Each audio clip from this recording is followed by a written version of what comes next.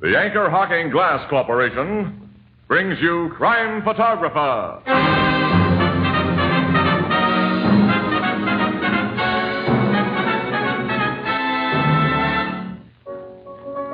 Hiya, Casey. Hi, Ethelbert. How did Santa Claus treat you? Fine, just fine. I'm so full of Christmas spirit, I could even kiss the city editor. What do you know? And me, I could even forgive and forget one or two of those Christmas neckties.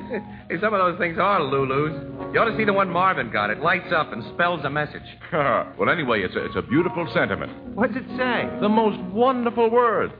Anchor Hocking, the most famous name in glass.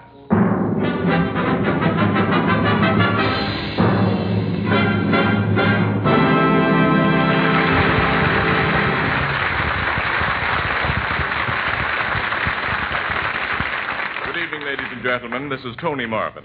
Every week at this time, the Anchor Hocking Glass Corporation of Lancaster, Ohio, and its more than 10,000 employees bring you another adventure of Casey, crime photographer, ace cameraman who covers the crime news of a great city. Written by Alonzo Dean Cole, our adventure for tonight, The Santa Claus of Bums Boulevard.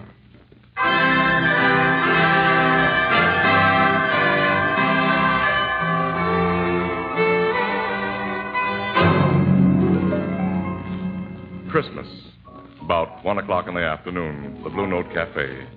Ethelbert, the head bartender, gazes sympathetically at the two glum faces opposite him, sighs and... Casey, I know just how you and Miss Williams feel. It ain't right to have to work on Christmas Day. The three of us should have different jobs, Ethelbert. And say, Ethelbert, where's Herman Chittison? Now, he's having Christmas dinner with his family, the lucky dog. Johnny Paul dropped in to play the piano for us today. Oh, good. Oh, my holidays don't mean a thing in our racket, Ethelbert. Newspapers must be printed. And guys in my profession have to stand behind bars and make with bottles. And lemons. Oh, well, it might be worse. At least we ain't got families. Well, that's what makes it worse for me. My family's 1,000 miles away. I haven't got a family anywhere. Well, you've got sisters, Casey. Sure, they're all married. They all got families of their own, and all 2,000 miles away. My sister Edna ain't married, but you know Edna. Yeah. Well, let's can this deep philosophical discussion, Annie, and get started for Hackett Street. Hackett Street? We have an assignment down there. That's the crummiest street in town. Nothing but gin mills, flop houses, and bums. Yeah, it's Bums Boulevard. Why's your paper send you down there on Christmas? For a story, of course. Yeah. Ethelbert, you know, for the past 2 years, at exactly 1:30 on Christmas Day, a guy has shown up at the corner of Hackett and Finley with a wad of new $1 bills, which he's handed out to all the rummies around there. Then when his wad is gone, he's beat it, without telling anybody who he is, where he's from, or anything. If he shows up again this year, City Desk wants pictures of him and a complete yarn about him. We'll play him up as the Santa Claus of Bums Boulevard. The guy must be nuts, giving good dough away to a bunch of lushes who'll spend it on nothing better than cheap hooch. What kind of a guy is he? Oh, probably a publicity hound, I guess. Well, come on, let's get started, Annie. Yeah, we haven't too much time before 1:30. So long, Ethelbert. So long, and Merry Christmas. Yeah, it'll be a very merry and very Christmassy Christmas among the panhandlers and drunks that we're going to see. You know, the holiday spirit's a lot of malarkey anyway, unless you got a family. Come on, Annie. Yeah, you're right, Casey. Yeah, he's right. Walter, bring up some lemons.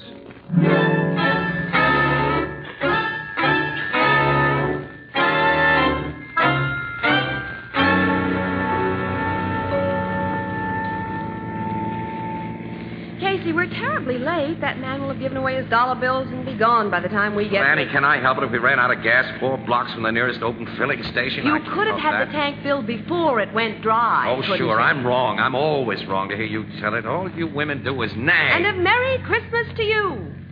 Oh, I'm sorry, kid. I'm a dope. I'm sorry.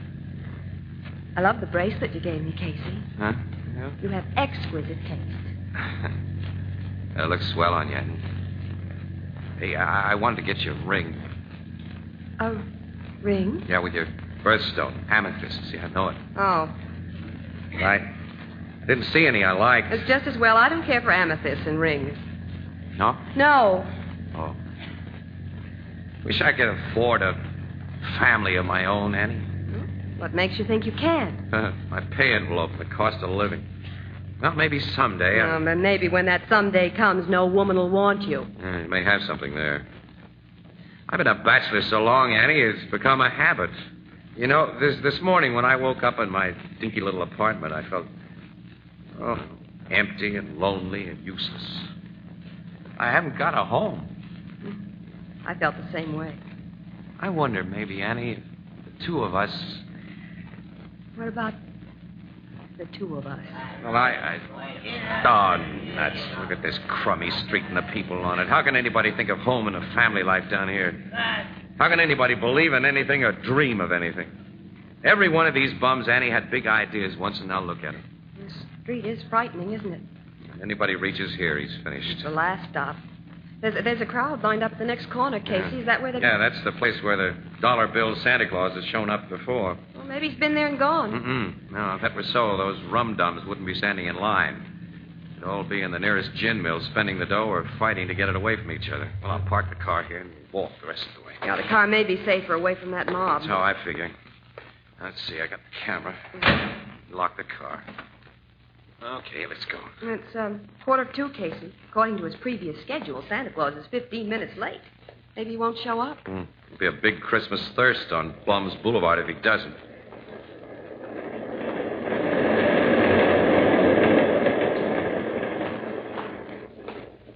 I'm sorry. Pardon, this doesn't see you. Oh, it's okay, sister. Take it easy now. I'm all right. Don't I know you? I don't think so. Holy. Miss Arnold. We're both mistaken. I don't know you, and you don't know me. Excuse me for bumping you. Goodbye. Casey, what? Annie. That dame is Julia Arnold. Julia Arnold? She was a big actress, a great star. Julia? She was a Broadway sensation when I was in college. Why, she was beautiful. Oh, Casey, that woman can't The way be... she denied her identity proves she is, Annie. I heard that Julia Arnold hit the skids, but... Oh, Casey. She was married to a nice guy who got killed in the war, and then her kid died. It's not nice, is it? And spare dime, mister? Just a dime. I guess so, old-timer. Let me see. I ain't a drinking man, mister. I'll spend it for food, not liquor. You don't look like a rummy. I ain't. I'm just old. You can ask anybody around here about Smitty. That's me. They'll tell you Smitty don't drink, don't steal. The worst they'll tell you about Smitty is he's just too old. Look, I haven't got any small change, Smitty. Here's $1. Oh, and here's another for me. $2? Oh, God bless you, boy. Forget it. Yeah. Goodbye. Merry Christmas to you. Merry Christmas. And Merry Christmas. You didn't look like a faker, Casey. No, just old. Christmas. There are plenty of fakers in that mob we're coming to, though. Oh, they look like a line of zombies. Yeah. Dead and won't lie down. Not that big guy over there, though, Annie. That big, heavy-set mug, the green lumberjack coat. Oh, he looks like a prize fighter. I know that guy. His name is Boots Driscoll. He's a yellow skunk. He's mean as a copperhead. You know, that louse would steal pennies from Kid, and he's the boss of Bum's Boulevard. I gather you don't like him. I don't. Well, look who's here. Hello, Boots. Hi, Casey. I ain't seen you since... Yeah, since the last time you came out of the big house. That's right. Who's the good-looking dame with you? This lady's a friend of mine. Well, ain't she gonna introduce us? Nope. Oh. What are you doing down here in my territory? Came to get a line on the screwball who hands out new dollar bills on Christmas. Apparently he's late. Yeah, the louse. When he shows up, I get a good mind to kick his head in. Yeah, not until after he hands out his dough, of course. You think he'll show up? The folks think so because they want to think it. Me, I just stick around and keep everybody in line. So you got them all lined up. Yeah. First come, first served, if and when Santa Claus gets here. All right, stop pushing, you bums. Get back in line there. Of course, you'll get something for your policing service. Well, why not? Them jerks would tear one another to pieces fighting for a grab at them bucks like they did last year if I wasn't around. This year, I'm taking a cut of 35 cents out of every bum here to keep things peaceful. Boots, you've got all the instincts of a big racketeer. I'll say. Where's the racket part? This is a legitimate business. I guess it is at that for you. This way, you're getting the dough without using a gat or brass knuckles. Say, if that's meant as a crime... Skip it, Boots. I'm nearly as big as you are. Boots. What? Casey, that awful-looking man. Boots. What do you want, Creep? Creep's a good name for him. Hey, the guy who passes out dough. Santa Claus. I just found him. You found him? Yeah. the alley back of Fritz's gin mill. Somebody socked him on the head and took all his dough. I think the guy's dead. Dead? Dead. Yeah, dead. Dead? Hey, you bums stay here. Show me, creep. Yeah, come on. We're going too, Annie. I'll say we are.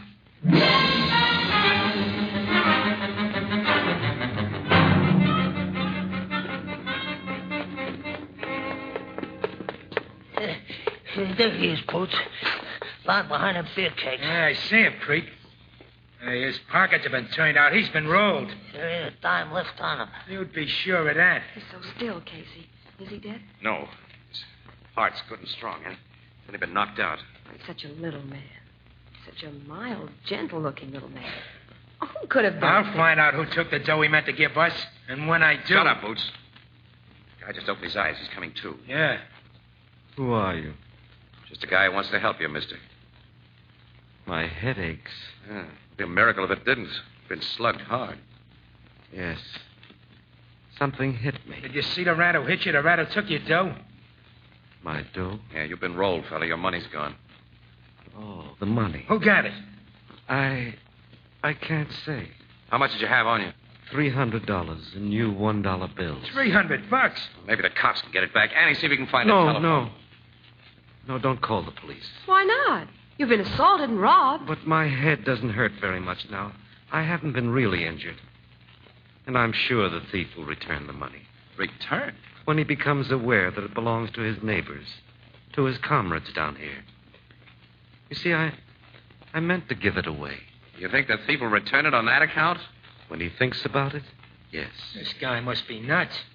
Thieves can be good people. Mister, you haven't been around much. You got as much chance of getting that dough back as I have of being elected a Supreme Court judge. If you had taken the money, wouldn't you return it under the circumstances? Me? Well, of course. I'm different. Well, you're different from the guy who got the 300, Boots. He has it and you haven't. But maybe I'm wrong. What do you mean? At what time do you think you were hit and robbed, mister? I entered the alley at about 20 minutes of 2. And I've been on that corner where you met me, Casey, ever since 1 o'clock. Every bum in that line will say so. You can't pin this on me. Okay, Boots, but you should understand my natural suspicion. Yeah. You, creep. Yes, sir. What were you doing in this alley when you found him? Well, I was just walking through, honest. I seen a foot sticking out from the back of them kegs, and when I looked closer, there this guy was. Well, I didn't take his dough, Boots. Don't look at me like that. I believe you, creep. Why shouldn't I? Well, I don't. Let go of my collar. Shut up, creep. Mr. Santa Claus, whether you like it or not, I'm going to find a cop and have this creep guy searched. Wait. You're not the wrong person. And I will make no complaint.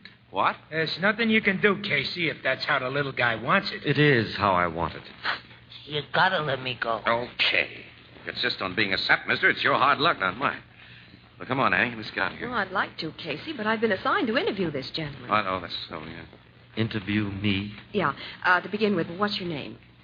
Why, Shepard. Shepard? Yes. First name? No.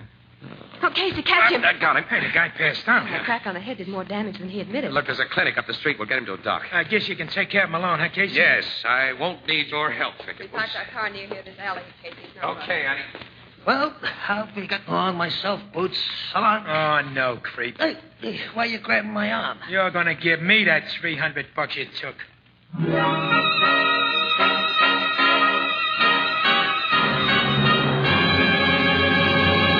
Our story will continue in just a moment. All of us at Anchor Hocking want to wish you a Merry Christmas. We hope that this great day has brought you all the joys that were so carefully planned. The gaily decorated tree, the happy exchange of gifts, the reminiscences of a united family group. Yes, Christmas is a great day for getting together, a time of goodwill, good cheer, and good food. Food that you can buy with all its freshness, taste, and purity perfectly preserved. For this, we have to thank the many great organizations who process and ship us our better foods, and who know that flavor, purity, and freshness are best preserved in clean, sanitary glass containers. Containers that preserve and safeguard flavor and taste while they permit you to see in advance exactly what you're buying. Anchor Hocking is proud that so many of the leading brands of food of all kinds come to you in Anchor glass containers, sealed with anchor caps. Products of Anchor Hocking. The most famous name in glass.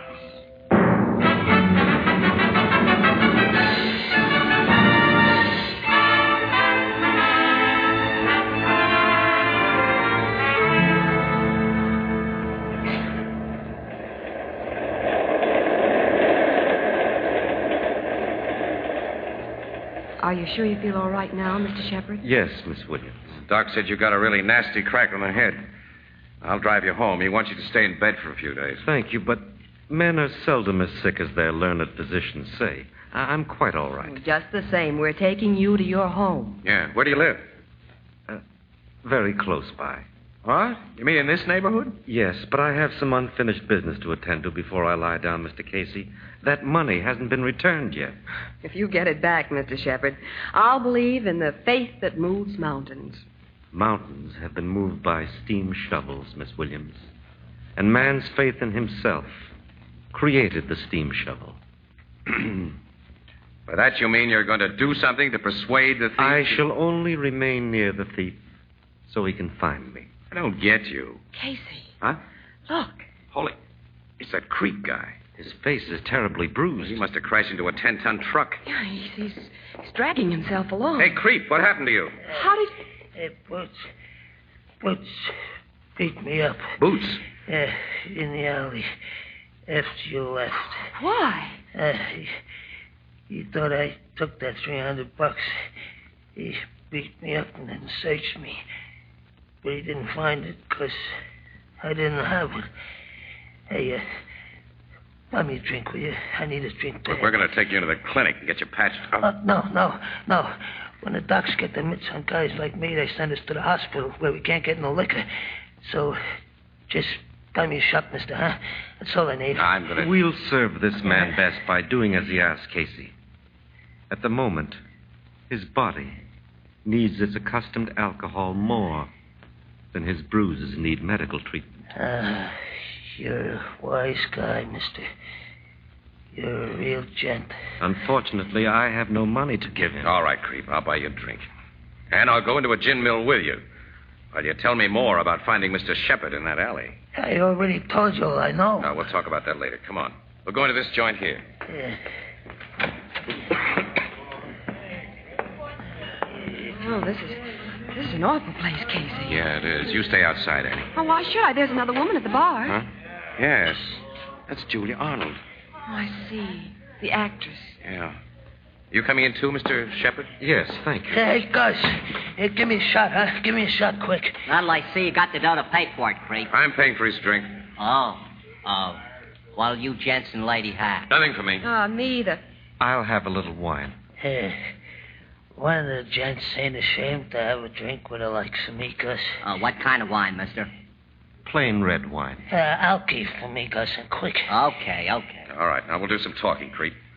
Mr. Shepard says he went into that alley at around 20 minutes of 2. Where were you at that time? Mr. Casey, no purpose can be served by questioning this man. I'm making no complaint to the police, and You may condone a crime, Shepard, but I don't. I don't condone the crime. I'm forgiving it. Well, we wouldn't have much law and order if everyone did that. Perhaps we'd have more, Miss Williams. This guy just don't care about $300, Hank. Here your drinks. Give me, Gus. The money wasn't mine, Mr. Casey. I'd have given it away in another few minutes. And a lot of good it would have done him. A buck apiece that'd slide across bars like this for raw alcohol. Mr. Shepard, you seem like an awful nice guy, but it's time somebody taught you the facts of life. Few can teach the facts of life, Mr. Casey. Few but little children. Because man forgets the simplicity of childhood. He forgets that all the world is one great family. I think our friend Creep would like another drink. Yeah. And thanks a million, mister. Hey, Gus. Okay, Creep. Be with you in a minute. Hey, Gus. What do you want, Julie? Another drink, of course. You drank up the buck you gave me. Oh, Casey, that fine actress. Come here, Gus. Come here. Nothing anybody can do for her, Annie. Julia Arnold's hit bottom. Look, I fooled you, Gus. I held out. I got another dollar bill. Another brand new one, Julia. Another new. Where'd you get this dough? When you were in here this noon, you said you didn't have a dime. Julie found them, Gus. I found them, and I got more hid away. You hear that, Shepard? I heard. When she leaves this place, we follow.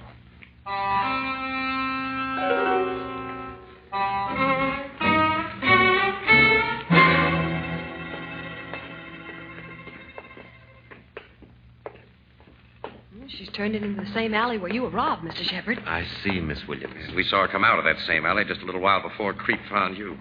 Poor woman. Yeah, it's a rotten shame. Julia Arnold was a fine person once. She can be a fine person again.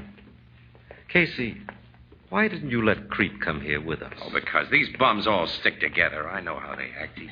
He might have tipped off Julia Arnold that we're trailing her. She's going down into that cellar, Casey. Come on, we don't want to lose her. Wait. That man. Boots Driscoll. He was hiding behind those ash cans. Now he's going down into the cellar.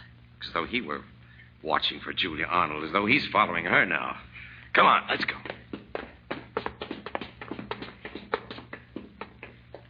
There are rooms down here. She probably lives in this cellar. Yeah, but which door? Get out of here! Her voice. That door, Casey. We're going in, all right. What? Let her go, Boots. I said let her go. They broke my arm. What's the big idea, Boots? I'll ask her. He came to rob me. He said he'd make me tell where my money was hid. And you're going to tell me all of you. Stick up your hands. Casey. The man has a gun. I see. Yes. Stick 'em up, I said. Okay, Boots. But you're losing what little mind you ever had, a lousy $300 worth Shut of up, Casey. This is my territory. I'm boss, and I don't take no double crossing. Hand it over, Julie, or... I haven't $300. I don't know what you're talking about. Hand it over. Don't shoot. I'll give you what I have. I found $6 bills in the alley today. You have the 4 I have left. You're bluffing, but I ain't. Give me that 300. Keep back, Casey. You get it first. You're crazy, Boots. Listen. Shut up. This is your last chance, Julie. Give me that 300 or... Don't, Boots. Huh? She ain't got it. Creep. I got it. I stole it and I hid it. Here it is. You lousy double-crosser. Mr. Shepard, I'm sorry for what I did to you. I ain't never been no good. Standing at that bar with you drinking with me like I wasn't just a rat. I don't know. I had to get the dough I'd hid and bring it to you. I'm sorry I had to hand it over to Boots. You gave it to him to save this woman's life, Creep. Yeah, I guess I did. Another thing, I dropped them 6 new dollar bills on purpose in the alley when I saw Julie come so she'd find them and spend them and take the rap from me. There'll be no rap for anyone. You said it. None of you birds are going to live to squeal on me. You don't want to shoot us, Boots. Don't I? Do you? I got myself in too deep. Not yet. You haven't taken life. And your life isn't finished. I ain't going to finish it and stir. I got a chance and none of you talk. Yes, you have. Why don't you shoot us, Boots? Well, I'm gonna. When? Shut up. I can't shoot a guy who talks like you do. Words have never stopped a bullet or a true desire. Nuts. Here, Casey, take this gat and this dough and send for the cops. I'm tired of being a phony tough guy. Shall I send for the cops, Mr. Shepard? If you wish, Casey. You're running this. We have $300. Everyone seems to agree that my original plan for its distribution was unwise. What do you suggest we do with it? May I have your suggestion, Creep? I tried to frame Julie. Give it to her. And your suggestion, Boots? Give it to Julie. It's yours, Miss Arnold. Mine? $300. Oh, I can buy a decent dress. Once I earned that much for a single performance, I can do it again. If you believe so. But I don't need this money you intended for the poor. I'm not poor. God gave me gifts I've squandered. I still have some left. They're all I need. Give this money to the really poor. What shall I do with it, Casey? Mr. Shepard? You're still running this.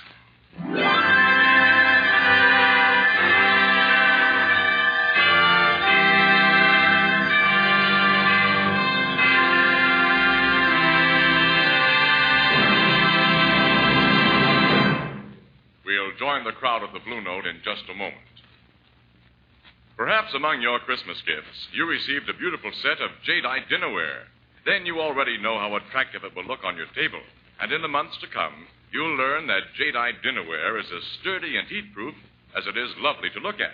You'll be proud of your jadeite dinnerware because of its beautiful texture, its color, its flawless design.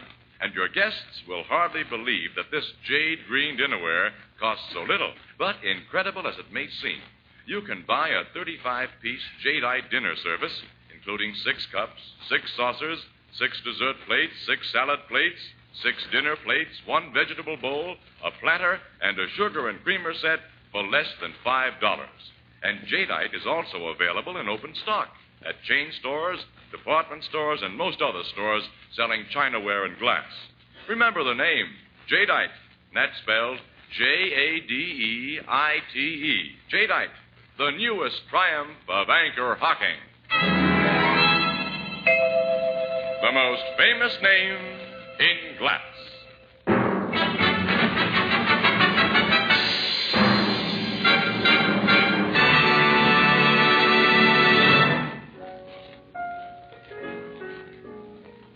So Mr. Shepard gave the dough to that old man who panhandled you and Miss Williams, huh, Casey? Yeah.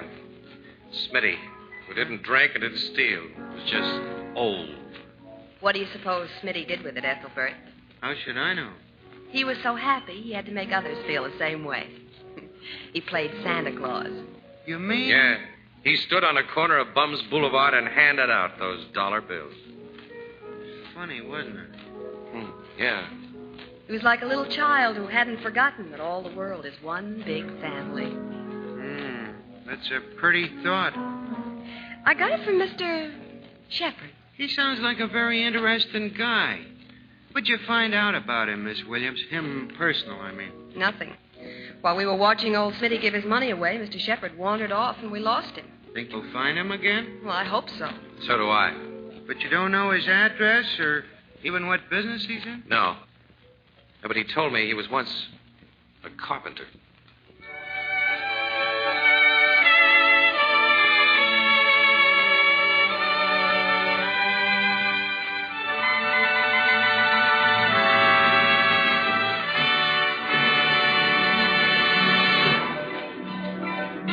Crime Photographer, starring Stotts Cotsworth as Casey, is brought to you each Thursday by the Anchor Hocking Glass Corporation, makers of Fire King oven glass, Anchor glass containers, Anchor caps and closures. All products of Anchor Hocking, the most famous name in glass.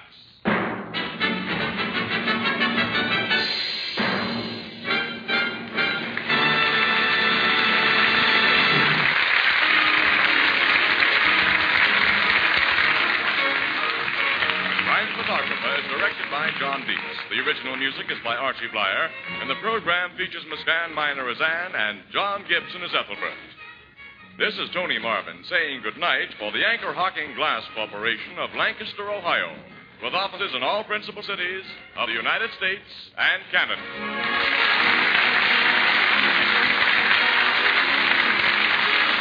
This is CBS, the Columbia Broadcasting System.